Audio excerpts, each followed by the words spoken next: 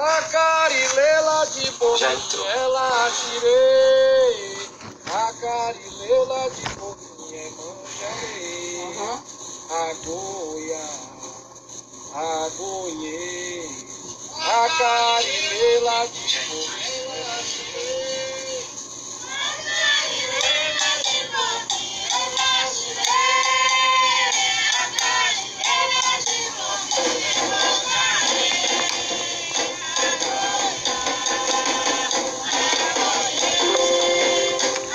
Olá pessoal, boa noite a todos. Estamos só esperando o pessoal chegar para a gente começar. Estamos muito felizes aqui com esse novo projeto, Saberes Ancestrais. E para inaugurar aqui nosso palco de entrevista, temos aqui o professor Babalorixá, Dr. Sidney Nogueira. Boa noite a todos, sejam todos bem-vindos. Boa noite a todos, todas, boa noite a todos. Sejam muito bem-vindos. Vão aí compartilhando, chamando todo mundo. Vamos aguardar aqui, vamos ouvir aqui esse canto a Iemanjá enquanto o pessoal vai chegando. Mutumbá, Xé, Mutumbá, a bênção. Tô vendo que todo mundo tá aqui pedindo a bênção. Sejam todos bem-vindos, é um prazer recebê-los.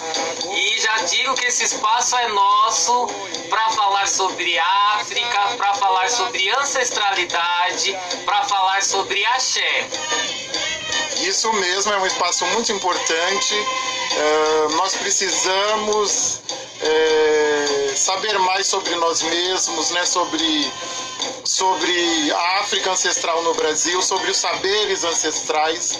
E eu estou muito feliz por estar nesse novo espaço, não é? Nesse novo espaço e poder conversar com vocês. Vão compartilhando, vão chamando os amigos e temos assuntos interessantes para partilhar. Minha gratidão, viu, professor Sidney, por esse momento. Sei que a agenda do senhor é uma agenda extremamente disputada, então tê-lo nesse primeiro momento, nesse primeiro encontro é um prazer, estou muito feliz. E para falar sobre muitos assuntos interessantes e pertinentes a nós, de candomblé, de matriz africana, de ancestralidade, de África. Isso mesmo, quem agradece sou eu, visibilidade é importante que nós falemos por nós, não é? Quer dizer, durante muitos anos, não é? Falaram por nós e eu penso que é importante agora que a gente use esse espaço, que nós usemos a tecnologia para falar por nós efetivamente. Axé, axé. O pessoal está chegando. Nayara, Ricardo, sejam todos bem-vindos e bem-vindas. Dian. Estamos aqui e simultaneamente estamos lá no Face também. Estamos aqui no Insta e estamos no Face. Utilizando todos os canais de comunicação aí para atingir o máximo de pessoas e divulgar e falarmos aí sobre nós. Mande as suas mensagens, mande o seu olá e compartilhem. E vamos começar então a nossa conversa. Vamos começar. Muito bem. A pauta de hoje então é aqui com o professor Sidney e é para falar um pouquinho sobre Odu, afroteologia, afrosentido, Iuá, Ori. É muita coisa, né? E até sei que o tempo é pequeno para isso, mas eu gostaria que o senhor desse aí um recado inicial para a gente, professor. O que o senhor pode nos dizer aí? Então, eu tenho me debruçado efetivamente sobre o que eu chamo de epistemologia de terreiro, não é? Eu penso que é preciso que nós retornemos um pouco a saberes ancestrais, a nossa epistemologia, antes, inclusive, do que eu chamo de colonialismo, né? Do movimento de... um pouco um movimento de aculturação, né, dos saberes ancestrais. Então eu tenho me debruçado bastante, não é, sobre os saberes de origem africana e como é que esses saberes têm atuado nas comunidades tradicionais de terreiro, né, nas tradições de matriz africana, nas diferentes comunidades, e eu tenho percebido que nós ainda estamos muito, em certa medida, muito misturados, né, muito contaminados, né? Quer dizer, a ideia de colonialismo é alguma ideia de algo que se sobrepõe às origens, inclusive, dos nossos saberes. Então, há uma sobreposição.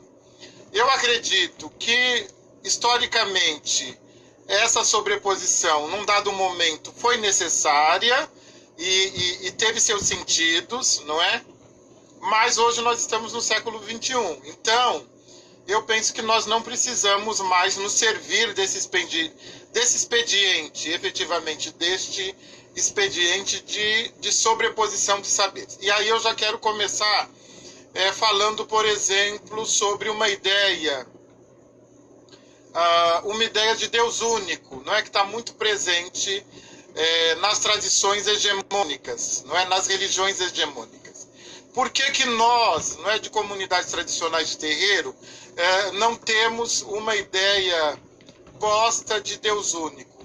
Porque, efetivamente, toda manifestação viva é parte da multiplicidade do Criador, não é? Então, nós somos partes da multiplicidade do Criador. Quer dizer, nós somos efetivamente o Olodumare. Os orixás são parte da multiplicidade do Criador, não é? Então, nós não temos uma ideia de um Deus único, de um Deus distante, de um Deus inacessível.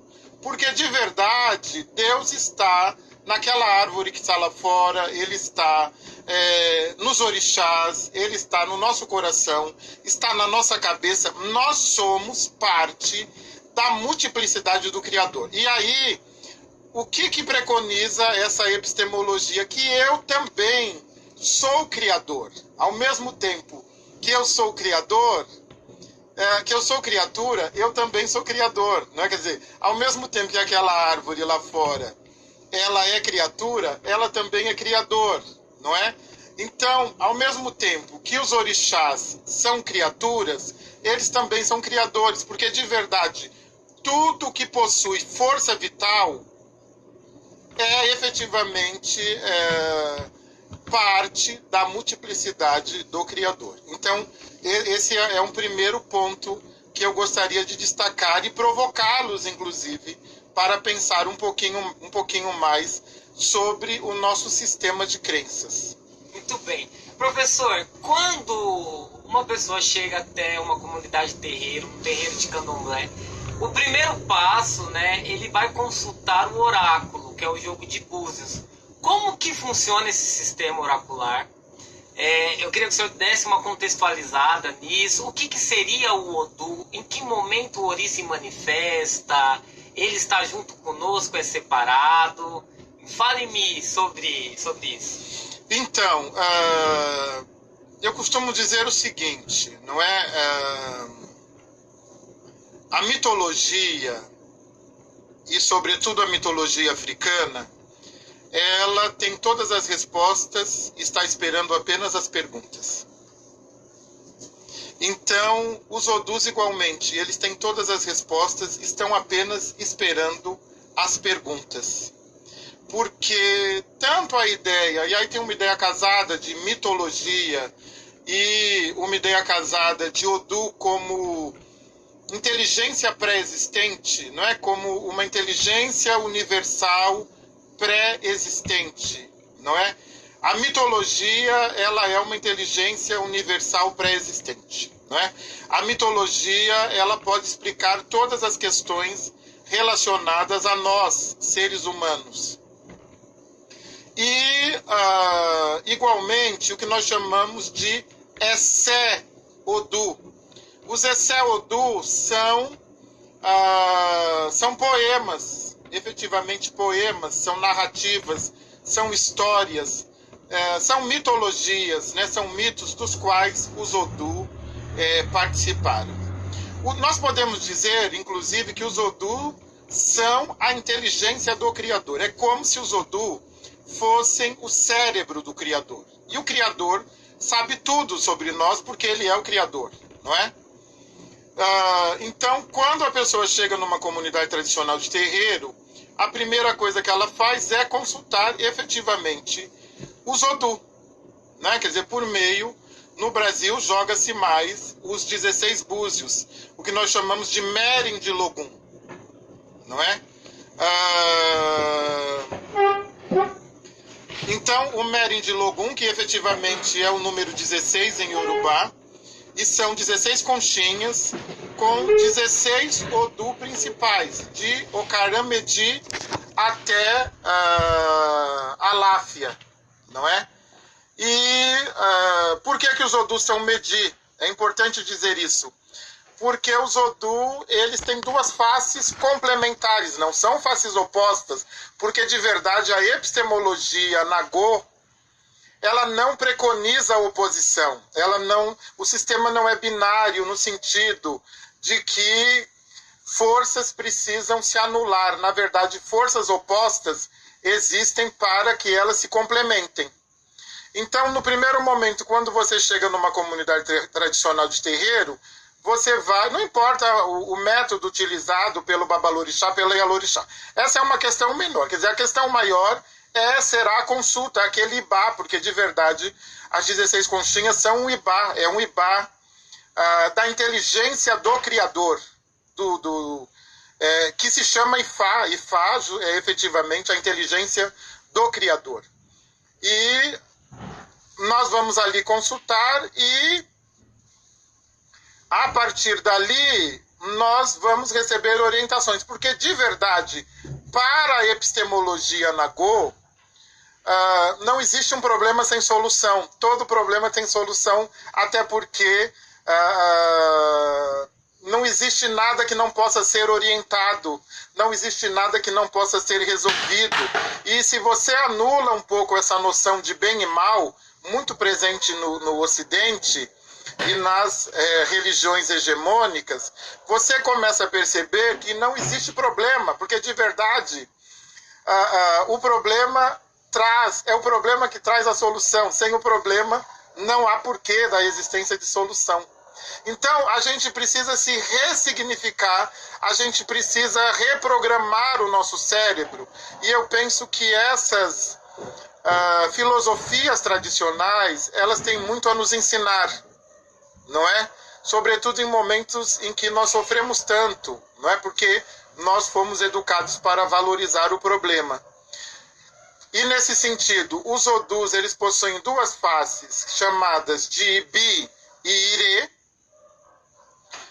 que tradicionalmente se traduz no Brasil como dois polos opostos, negativo e positivo, mas de verdade essa tradução ela serve, mas ela não é uma tradução boa, não é uma tradução que responde a essa epistemologia, porque de verdade, para existir fertilidade, precisa existir aridez. Para se superar o desafio, precisa que haja o desafio. Quer dizer, não existe, um não existe sem outro, não é? Quer dizer, o Ibi não existe sem Ire. O jogo de búzios, ele existe para nos levar até Ire, não é? Porque normalmente é este o sentido que nós procuramos, tanto na mitologia, como eu disse, a mitologia e os Odu possuem todas as respostas. Eles estão apenas esperando as perguntas. As perguntas precisam ser feitas direito, respeitosamente, de modo que se acesse a resposta. Perfeito. Babá, quando o senhor fala em Ibi, em Ire, eu queria entender um pouco melhor, até mesmo para que nosso telespectador entenda o que seriam essas duas faces. O senhor falou que aqui no Brasil, né, a gente tem essa interpretação de bem e mal, mas como que é isso de verdade? Fale literalmente, né, o que significa e como que eu enxergo isso no oráculo. Então, normalmente, não é? Quer dizer, no jogo de búzios, costuma-se acessar esse Ibi-Irê intuitivamente. Então depende muito da vivência do Babalorixá, depende muito da sua relação, inclusive, com o próprio oráculo divinatório, que não é adivinhatório, não é? Mesmo na tradição, na gênese africana, o Opele-Ifá, não é? E os Iquins, eles não são adivinhatórios, né? Até porque normalmente o Babalaô saca um Odu e ele começa a recitar poemas. E até que um daqueles poemas toque a pessoa que buscou as respostas às suas questões, porque é disso que se trata. Trata-se de uma busca por respostas. Respostas que vão, metaforicamente, jogar água sobre uma estrada árida e conduzi-lo ao melhor caminho, não sei se melhor caminho, mas conduzi-lo até Irê. A ideia de Irê é uma ideia de vida longa, de saúde, de bênçãos e de prosperidade. É uma ideia efetivamente de fertilidade. E a ideia de Ibi é uma ideia de desafio, de obstáculo. Ibi é uma palavra muito interessante, porque ela está muito ligada. A metáfora para Ibi é uma ideia de placenta. Então, quando nós falamos, porque nós durante toda a vida, nós vamos viver mudando de Ibi para Irê, de Ibi para Irê. É normal, essa relação energética é muito normal. Ora eu estar em Ibi num determinado assunto, ora eu estar em Irê, não é? Ora estar mais em Irê, ora estar menos em Ibi. Então, ora eu estou mais trilhando uma terra árida, ora eu estou mais trilhando uma terra fértil. Isso é normal. E só não querendo interromper, mas é importante o senhor dizer isso, porque tirar essa questão de bem e mal, né? Ibi-Irê não tem nada a ver com isso, como é? Ibi-Irê não tem nada a ver com uma noção ocidental de bem e mal, não é? Ibi-Irê são estradas complementares. É como se se Ibi-Irê fossem uma das duas estradas da encruzilhada, não é? Como é que você chega à encruzilhada? Você chega à encruzilhada por meio de 3 caminhos diferentes. Se os 3 caminhos não existirem, não existe encruzilhada. Então, a noção de encruzilhada é uma noção de convergência de estradas diferentes. Então, vamos pensar que eu tenho 2 estradas, Ibi-Irê, uma mais desafiadora, uma mais fértil, e que essas estradas vão me levar para o centro da encruzilhada, e o centro da encruzilhada é um lugar de harmonia, de equilíbrio. O centro da encruzilhada é o melhor lugar. Eu costumo dizer, inclusive, quando as pessoas estão muito angustiadas, quando elas descobriram que efetivamente o caminho que elas tomaram era Ibi, né? E isso começa a angustiar, porque é um caminho desafiador. O que você tem que fazer? Você volta para a encruzilhada e pega o Irê. É essa a ideia. Só que você não vai voltar para a encruzilhada e não vai pegar Irê se você não se der conta que você está em Ibi. Né? Quer dizer, então é Ibi que nos leva até o Irê. Então não há essa noção de oposição semântica, de bem e mal. Não tem essa noção. Não há essa noção de bem e mal, não é? A noção é outra. A noção é complementar, não é? Quer dizer, a morte não anula a vida. A noite não anula o dia, não é? O céu não anula a terra. Quer dizer, é impossível você conceber um mundo, e as pessoas perguntam, mas por que o Criador permite a existência de Ibi? Ora, ele permite a existência de Ibi porque ele acredita na nossa capacidade de chegar em Irê, porque a cada desafio superado, eu fortaleço o meu Irê e fortaleço o meu Ori, não é? Que é a força mais poderosa que nos habita, que é a nossa mente, que é o nosso livre-arbítrio, que é a nossa consciência, que é um orixá poderosíssimo para os Iorubá. Perfeito. E aí, dentro dessa consulta, normalmente o babalorixá, o sacerdote ali, indica alguns ebós. Como que funciona isso, babá? Olha, a epistemologia Nagô, ela não preconiza que o sofrimento deve ser aceito. Ninguém deve sofrer, não é? E o sofrimento não é alguma coisa natural, ele não é natural. O sofrimento não deve ser naturalizado.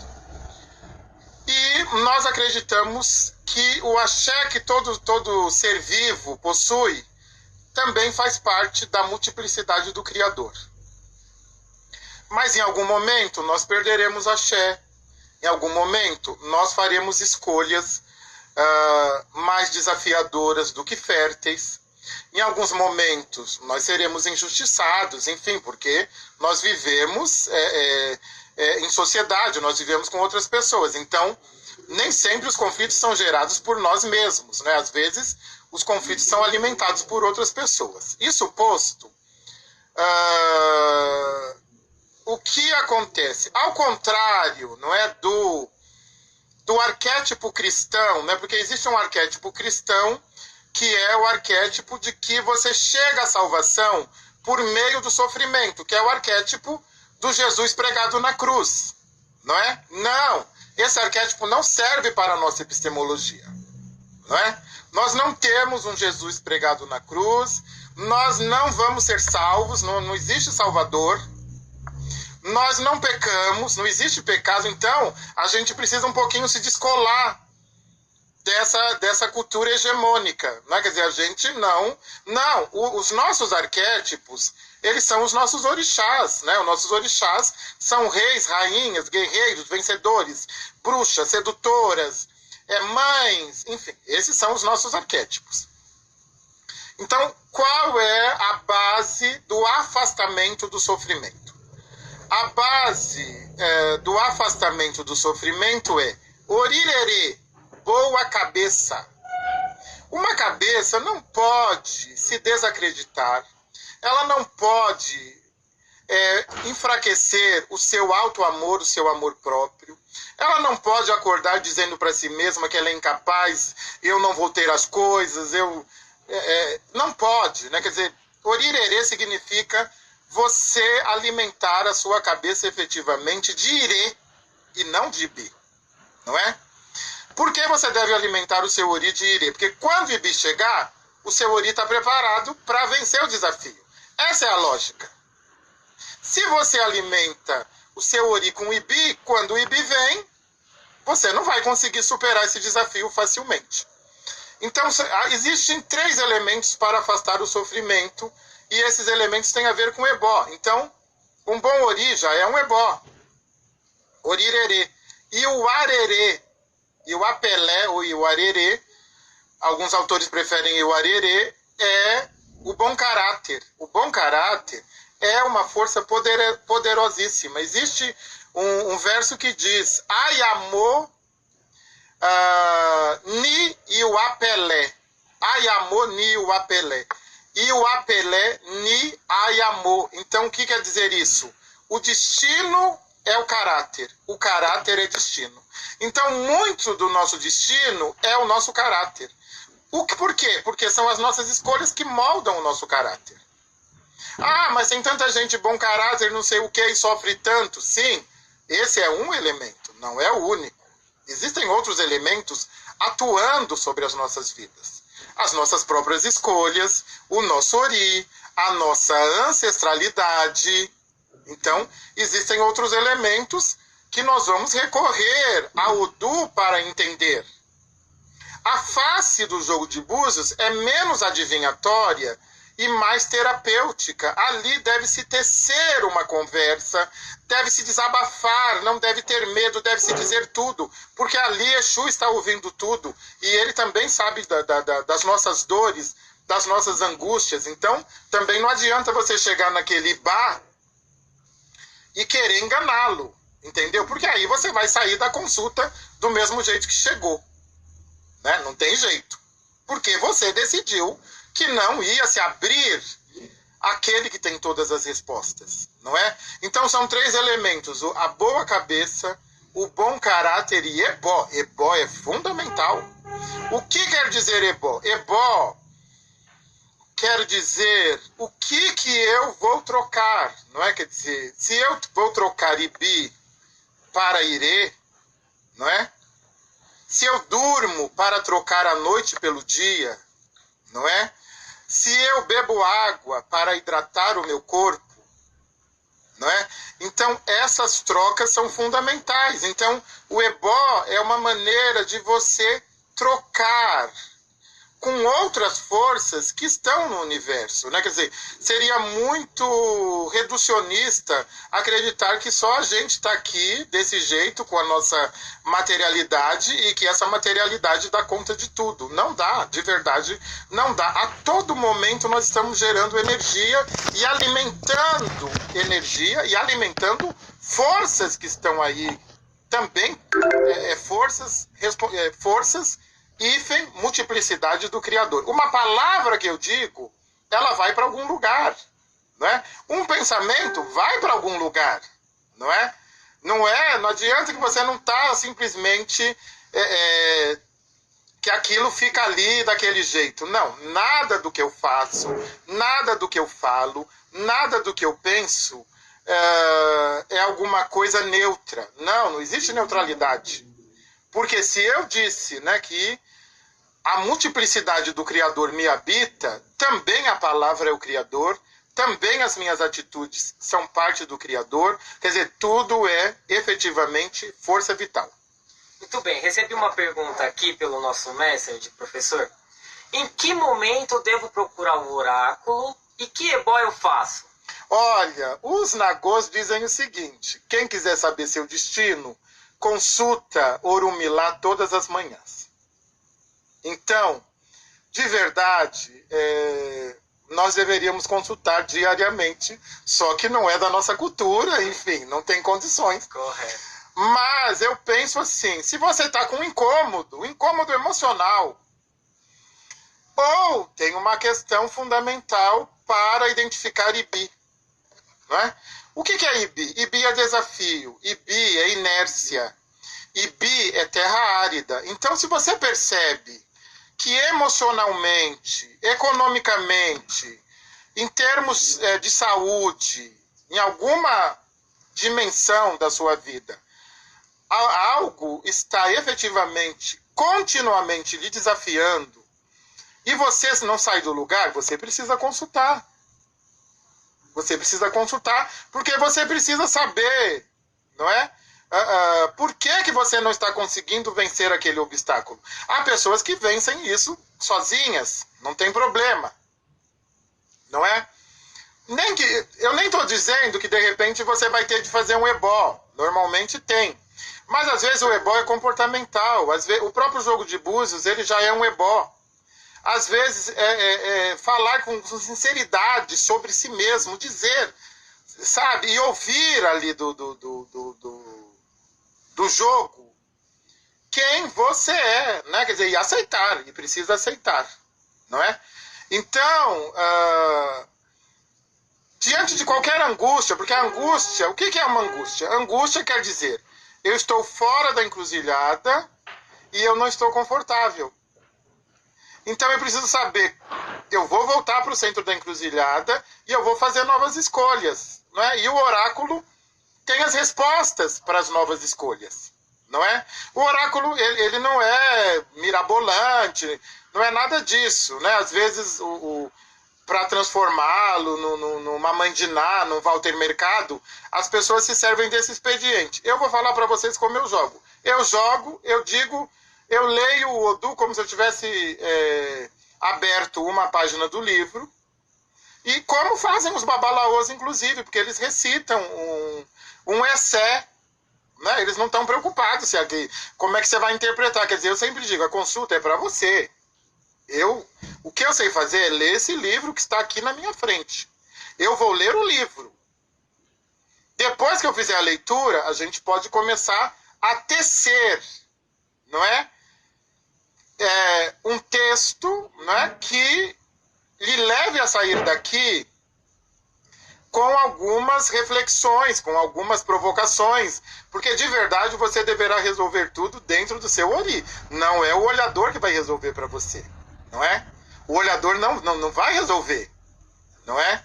Então, é importante que a gente tire esse mundo de fantasia, não é? De essa coisa mágica, mágica no mau sentido da palavra, é mágico sim, mas a mágica para a epistemologia, ela tem um outro sentido. A mágica é aquilo capaz de transformar, não é capaz de ser testado e dar mensagens mirabolantes e descobrir coisa que você já sabe. Sim, ele tem todas as respostas e vai dizer, não é? Mas é um oráculo milenar, é um oráculo tradicional. E ele vai fazer isso por meio de metáforas, e ele vai fazer isso por meio de mensagens, inclusive para provocar o ori daquele que está recebendo a mensagem, inclusive para isso. Muito bem. Eu recebi uma outra pergunta bem interessante aqui, professor. O rapaz perguntou o seguinte: eu estive em Babalaô, fiz os ebós indicados e a minha situação não melhorou. Por que que acontece isso? Então, nós precisamos entender, não é? Esse conjunto, eu não vou poder fazer uma análise precisa, mas eu posso dizer que é possível que isso aconteça sim, não é? Talvez porque os ebó não foram suficientes. Talvez precise voltar, inclusive, é preciso voltar no oráculo e perguntar, né? Quer dizer, foi aquilo que eu disse: aquele que quiser saber seu destino, consulta o Orumilá todas as manhãs ao acordar, não é? Então, é preciso voltar no oráculo, não é? E verificar, né? Quer dizer, o que aconteceu, porque a epistemologia Nagô é uma epistemologia da mutabilidade, não é? Então, alguma coisa, talvez uma coisa simples, às vezes pode ser, inclusive, ligada a Ori, pode ser ligado a Iuá, a ancestralidade, alguma coisa que não foi vista naquele momento, até porque uma consulta não dá conta de tudo, não é? E tem outra coisa, a gente precisa entender o que percepção é essa que está lhe dando essa ideia de que as coisas não mudaram. Então precisa efetivamente voltar no terapeuta. O terapeuta é Orumilá, é Exu. Tem de voltar no terapeuta para poder ver, né, quer dizer, se realmente não mudou, ou se a força de Ibi e do próprio Ori está bloqueando a percepção sobre um irê que de repente já esteja na sua vida. Perfeito. Recebi uma outra pergunta aqui bem interessante. A moça perguntou o seguinte: quando há divergências em consultas de diferentes babalorixás, de orixás, isso é normal? Pode acontecer? Como que funciona? Olha, orixá não é signo do zodíaco, não é? Orixá, ele não é efetivamente alguma coisa, não é, que já está posta antes da iniciação, não é? De verdade, todos nós somos de Oxalá antes da iniciação. E de verdade, nós todos somos de todos os orixás antes da iniciação, né? Nós temos o calor de Xangô, nós temos a água de Oxum, nós temos os ossos de Oxalá, nós temos o ar de Oxalá, não é? Nós temos Exu, Bara, o Exu que está escondido dentro de nós. Nós somos compostos de todos os orixás. Então, uma consulta que não é efetivamente feita com objetivos iniciáticos, necessariamente ela não está revelando o seu orixá. Isso pode acontecer, mas não é uma regra, não é? Muitas vezes, aquele orixá que se apresenta é o orixá do momento, é o orixá da situação que você está vivendo. Pode ser o orixá que deve ser iniciado, mas não é uma regra, não é? Então, nesse sentido, o candomblé precisa ser respeitado. O candomblé é iniciático, Então, para desfrutar plenamente de um orixá e efetivamente ser este orixá, porque eu não gosto muito da ideia, eu sou do, na verdade, por meio da iniciação, você começa um processo de se tornar, no gerúndio, aquele orixá. Então, antes da iniciação, é natural que haja divergência. É natural que haja divergência, não é? Então, existe um jogo que será feito com vistas à iniciação. Então, este jogo é que vai confirmar se esse orixá é o seu orixá ou não. E vale atentar para uma questão. Hoje, as pessoas têm muita devoção. Como é que você sabe que não é aquele? Hoje as pessoas se apaixonam, elas tratam o orixá com devoção. E elas acreditam também que já são o orixá, porque elas têm uma característica. Não, uma característica não é suficiente, não é? Não é porque você é franca que você é de Inhaçã. Não é porque você é briguento que você é de Ogum. Muito pelo contrário, não é? Quer dizer, a noção, a epistemologia verdadeira de orixá em nós é uma epistemologia compensatória. Então, quando você é iniciado em orixá, é porque o Criador lhe designou uma necessidade. Eu não fui Xangô desde que nasci. Muito pelo contrário, eu me tornei Xangô. Estou me tornando. Hoje, acredito, já sou 70% Xangô. Mas por quê? Porque eu precisava de força, eu precisava de liderança, eu precisava de autoconfiança, eu precisava justamente do que Xangô tinha para me oferecer. Então, essa ideia de você olhar uma expressão arquetípica e achar que aquela pessoa já é daquela orixá, isso é muito pouco, não é? As pessoas, o criador nessa epistemologia, ele é muito correto. E não se iludam, não é porque você tem devoção, porque você tem amor, porque você tem uma característica que você é daquele orixá. Não! O orixá que você é o orixá que você precisa dele. É o orixá no qual você vai se tornar após a iniciação. Antes da iniciação, você não o é. Axé, muito bem. Eu recebi uma outra pergunta muito interessante aqui, queria que o senhor comentasse. Ebó conserta caráter? Ebó não conserta caráter, nada conserta caráter, né? O caráter é destino, destino é caráter. O caráter é uma força poderosa, Ebó não conserta caráter. E precisamos dizer também que quem pode ajudar um pouco na mudança do caráter é uma força poderosa que se chama parentela. Parentela é efetivamente família, é o que eu estou chamando de família nuclear. Então, a parentela, ela pode ajudar na formação do caráter e ela pode ajudar um pouco a amenizar o que nós chamamos de Iuá, Bururu ou Burucu, o mau caráter. Então, o que o Ebó faz? Né? Quer dizer, o Ebó e Orixá também, Orixá, porque de verdade Ori não tem juízo de valor. Ori é nosso amigo incondicional, não é? Então, se eu disser que eu vou matar uma pessoa, Ori não me barra. Ori não barra, ele deixa matar. Porque ele é nosso amigo incondicional. Quem pode barrar é Orixá.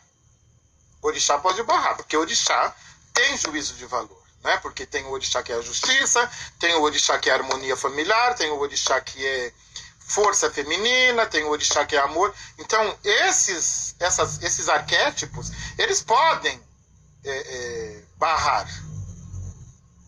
Entendeu? Mas Orixá pode ajudar nisso, e por isso também que nós cultuamos Orixá. Um Ori bem cultuado, ele pode, né, dar uma forcinha, mas não muita. Ebó, ele pode ajudar no sentido de que ele pode ser feito um ebó para Orixá, você fortalece Orixá e Orixá atua. Pode ser que isso aconteça, não é? Mas, assim, não, ninguém diz, nenhum babalaô, ninguém vai dizer que ebó conserta caráter, né? Quer dizer, caráter é uma coisa que sobre a qual, de verdade, só o Ori pode atuar. E eu penso muito que essa noção de parentela, né? O Babá Paulinho está falando aqui, é uma noção sim de Ebé Orum. Ebé Orum é uma divindade, né? Agora está muito na moda por conta do Zabi, descobriram a América, mas nós de Candomblé sempre cultuamos Ebé.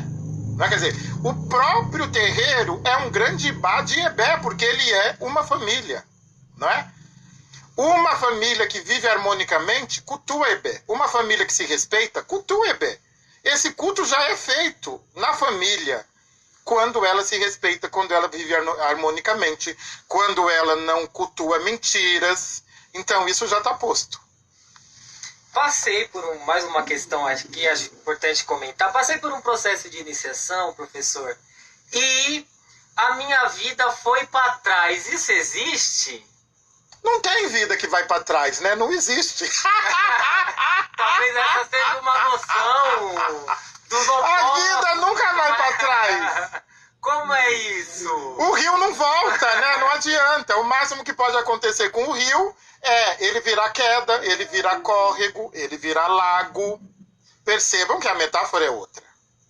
Mas a natureza do rio, é ser água. Eu acredito que você não deixou de ser rio. Você não deixou, a sua natureza está aí. O que pode ter acontecido é apequenamento. O que pode ter acontecido é que você virou um córrego. O que pode ter acontecido é que você, neste momento, está sendo desafiada, né, a se expandir como um rio caudaloso, não é? Eu preciso dizer que existe um período que pode ser mais desafiador, que é o período de primeiro ano do Iaú. Por que o primeiro ano pode ser desafiador? Porque o primeiro ano é um ano do luto do Iaú. Ele renasceu, ele morreu e renasceu. Então ele vai viver o luto de si mesmo, e muitas vezes ele rejeita o novo eu. Isso pode lhe apequenar. Isso pode transformar o rio em lagoa, em lago, em córrego, não é? Então, é preciso observar essa situação, não é? Não há vida que vai para trás, não é? Quer dizer, há vidas que se tornam mais desafiadoras, há terras que se tornam mais áridas e repelem a água da chuva quando cai. Então, a gente precisa ver como é que está isso na vida da pessoa. Muito bem. Todo mundo deve se iniciar em orixá? Olha, eu sou muito...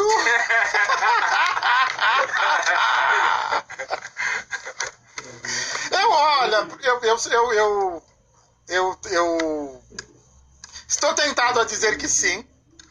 Por quê? Mas eu estou tentado a dizer porque sim, porque eu não tenho na minha vida referências negativas na relação com o orixá. Quer dizer, eu sou de uma família de orixá, todos nós somos iniciados, então eu não tenho referências negativas, eu não tenho... até porque eu não vejo dessa maneira, eu estou muito descolonizado, eu sou uma pessoa que está num nível hard de decolonialidade, né? Quando você já fala mal de Cristo, chama Cristo de rapaz, diz que não acredita nele, o seu nível de decolonialidade é gigante. Eu estou nesse nível. Então eu tendo a dizer que sim, quer dizer, o orixá é sempre bom, só que eu penso que todo mundo pode cultuar o orixá, não precisa se iniciar, porque há maneiras de estabelecer culto com o orixá, e não precisa ser necessariamente por meio da iniciação. Todo mundo deve cultuar o orixá, não é? Nós somos da orixalidade, a nossa ancestralidade, a ancestralidade brasileira é do culto aos orixás, não é? Então, eu acredito que não, todo mundo não precisa se iniciar. Eu penso que não. Até porque a iniciação tem a ver com a construção de uma nova pertença, né? Você está retornando para um lugar, efetivamente, para uma família, para uma ancestralidade. Então, eu acho que não é alguma coisa que deve ser feita assim, de cabeçada. Mas sim, todos devem cultuar o orixá, todos devem cultuar ori, todos devem fazer ebó, todos devem consultar Exu, Orumilá, o Criador, por meio do jogo de búzios. Muito bem. Nós somos conduzidos pela ancestralidade a seguir os caminhos da espiritualidade. Quais são os seus conselhos para lidar com esses caminhos? Olha, existem forças poderosas, isso está inclusive nos Esseodu. Existem forças poderosas para a gente viver bem, não é? Demora para a gente acessar, porque, enfim, a gente não foi criado para ser feliz, a gente foi criado a partir de um arquétipo de sofrimento, e que o sofrimento deve ser bom, e que sofrer é necessário, sofrer, ser punido, e toda essa coisa do mundo ocidental e do colonialismo. Eu penso o seguinte: os dogmas não são bons, os dogmas não são bons. Os dogmas são, efetivamente, a personificação de Ibi em nossa vida. Então, uma pessoa dogmática, que acredita em verdades absolutas, que acredita em caminhos únicos, uma pessoa que não está aberta à multiplicidade do Criador, ela já está com problemas, tanto emocionais, financeiros e, inclusive, na sua própria espiritualidade. Então, o meu primeiro conselho é rompa amarras, não é? Quer dizer, comece a entender que grande parte do que lhe disseram sobre a vida, sobre a diversidade, sobre a multiplicidade é mentira, não é? E comece a partir disso a se rever, porque esse movimento é um movimento de treino da elasticidade de Ori. Quer dizer, isso tem a ver, inclusive, com as sinapses cerebrais. Não é? Quer dizer, quando você aprende uma coisa nova, quando você não teme o diferente, o diverso, mesmo que não seja alguma coisa que você siga, não é para seguir tudo que há no mundo, não se trata disso, nem é bom, mas estar aberto, não é? Quer dizer, estar aberto à natureza. Olha para a natureza, é simples assim. Olha para a natureza, o que você tem lá? Lá você tem a árvore maior, a árvore que recebe a sombra da maior, você tem a trepadeira, você tem as parasitas, você tem o rio que ora ele seca, depois ele recebe a chuva e continua sendo rio. Então, é preciso entender, não é, que você deve ser tão aberto quanto a natureza, não é? É fundamental que você faça este movimento de se elastizar, porque a nossa sociedade é uma sociedade falocêntrica, da rigidez, das verdades absolutas e os dogmas, se você soubesse o poder desafiador e árido de um dogma, você juntava e fazia fogueira com eles agora, entendeu? Os dogmas, isso está, eu estou falando porque nesse momento... Falar um pouco mais a respeito, passar as demais informações. Eu sei, todos estão querendo mais, é lógico que faremos mais momentos assim, esse é o nosso primeiro de muitos, teremos muitos convidados. Com os dogmas. E os dogmas envolvem o quê? Racismo, homofobia, misoginia, todo tipo de preconceito, não é? Todo tipo de violência, tudo isso é efetivamente dogmático. Muito bem. Eu sinto em dizer, a conversa está muito boa. Estamos aí chegando ao final da nossa live. E aí, antes de terminar, eu soube que o senhor está com um curso super interessante sobre tudo isso que o senhor comentou, sobre Odu, caminhos. Fale um pouquinho pelo Ileará. Então, eu queria saber primeiramente sobre esse curso. Diga-nos, por favor. Nós temos um curso, nós vamos começar no dia 2 de maio. Este curso, inicialmente, seria presencial, atendendo, inclusive, a epistemologia Nagô seria presencial. E acontecer no dia 2 e 3 de maio, num hotel em São Paulo. Mas nós estamos de quarentena, nós temos que respeitar este que eu chamo de IBI coletivo, é um IBI coletivo. E nós temos que respeitar este IBI coletivo. É importante, fique em casa. Fique em casa. Quem puder, fica. Quem não puder, precisa se adaptar minimamente.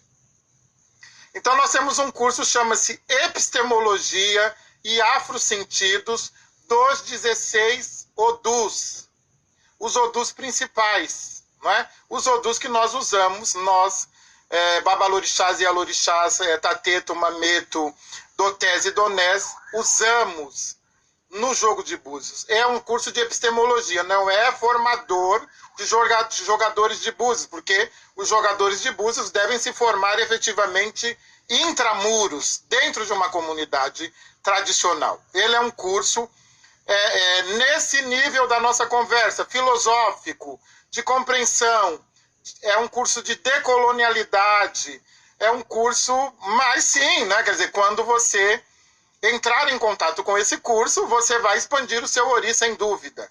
Ele agora será por videoconferência, será uma semana de curso por videoconferência, nós começaremos no dia 2 de maio. Só respondendo algumas perguntas, eu vou subir aqui na página, essa nova página, sobre o curso, o banner. Quem tiver interesse, deixa o comentário lá, faremos contato, toda a equipe do Ileará faz um contato com vocês para falar um pouco mais a respeito, passar as demais informações. Eu sei, todos estão querendo mais, é lógico que faremos mais momentos assim, esse é o nosso primeiro de muitos, teremos muitos convidados.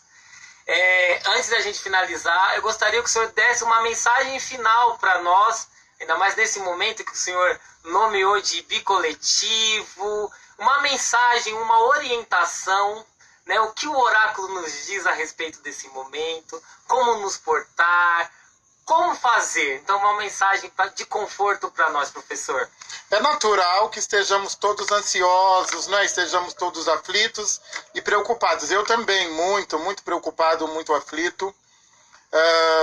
Mas não é preciso entender, né? Quer dizer, primeiro eu quero falar sobre o que nos trouxe até aqui. Existe um verso de um essê de Ocaram Meji que diz que atalho não é caminho completo.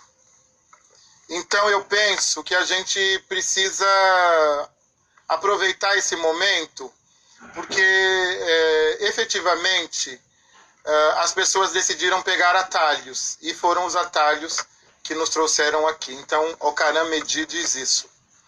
Atalho é justamente o Ibi, né, de Ocaram, Ibi de um caminho completo. Então nós precisamos estar atentos a isso.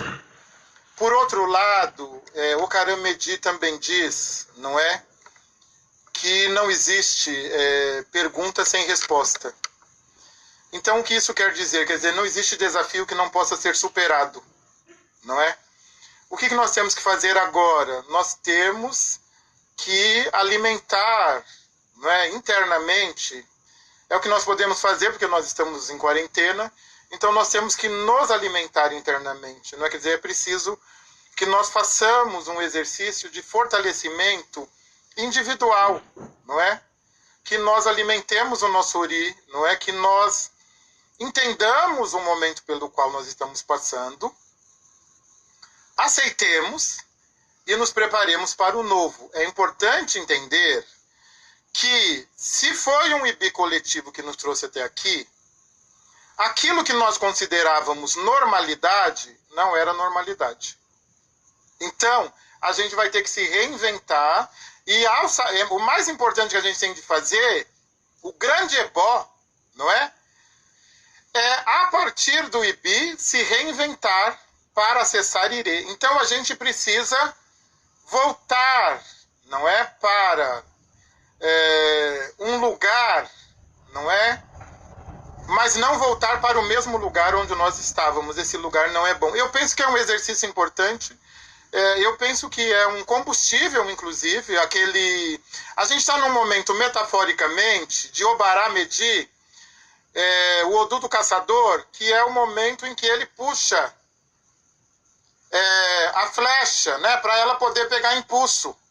É doloroso isso, precisa de esforço, puxar a flecha, né, ali no arco para poder pegar impulso. Então agora a gente está nesse momento, a gente precisa puxar e pegar impulso para vencer o Ibi coletivo, no qual nós mesmos nos colocamos quando fizemos más escolhas, quando nós achamos que Um atalho seria suficiente? Quando nós elegemos um mito, um super-herói para lutar por nós? Não, quer dizer, a luta deve ser coletiva, não é? Quer dizer, e deve ser justa como é Xangô, e deve ser feita de afetos como é Oxum, e deve ser feita de um bom caráter que advém de Iemanjá, não é? Então, agora nós precisamos fazer esse exercício de puxar. E quem já estava parado em Ibi, aproveita, agora aproveita. Quem já estava em Ibi, aproveita, né? Porque precisa se reinventar no retorno para Irê. Eu quero dizer, Vai, reconectou, vai lá. vida longa, com saúde, com prosperidade e uma jornada mítico ancestral em Irê. Que nós voltemos efetivamente em Irê. Aproveite esse momento. Não existe essa noção binária, destrutiva. Não, aproveite este momento para, sabe, anota num caderno as suas ideias, o que você vai fazer depois, como é que você vai sair dessa. Fala com seu Ori, conversa com seu Ori, faz um mantra, entendeu? E se prepara porque vai passar. Sempre passa. Sempre é possível transmutar Ibi para Irê. Sempre é possível. Ah, muito bem. Vamos encerrando. Antes eu queria agradecer a participação de todos os babás, iás, omorixás, todo mundo que disponibilizou um pouquinho do seu tempo para vir participar conosco. Eu sei que ficaram algumas questões para trás. Eu quero fazer, já fica aqui o convite, professor, mais um tema, pelo menos mais uma live com o senhor. Ficaram algumas questões que não conseguimos responder, indicações de literatura, entre outras coisas. Então vamos consultar a sua agenda para a gente marcar mais um momento. E para encerrar, eu sei que o senhor é cantor de axé. Dá tempo ainda de fazer um canto para encerrar a nossa live? Olha, eu vou cantar para Oxum. Porque eu gosto muito, Oxemeji, o Odu da altivez. E que não nos falte altivez nesse momento. Altivez, na visão de na epistemologia Nagô, não é sinônimo de arrogância. Altivez diz respeito a comportamento, a manter a coroa sobre a cabeça. Não é? Nós precisamos de altivez. E Oxemeji diz que o rio sempre pode acolher a chuva para se manter rio. Então, a nossa natureza está garantida. Todo mundo pode manter a sua natureza. Então, eu vou deixar aqui para vocês um canto, não é? Para Oxum. Não é? Para Oxum faz referência às joias de Oxum, à altivez de Oxum, a realeza de Oxum. Aridé, Deo, Omiro, Arawara, Omiro, Aridé, Beo, Omiro, Arawara, Omiro, Oxum descendo Lorum, Omiro,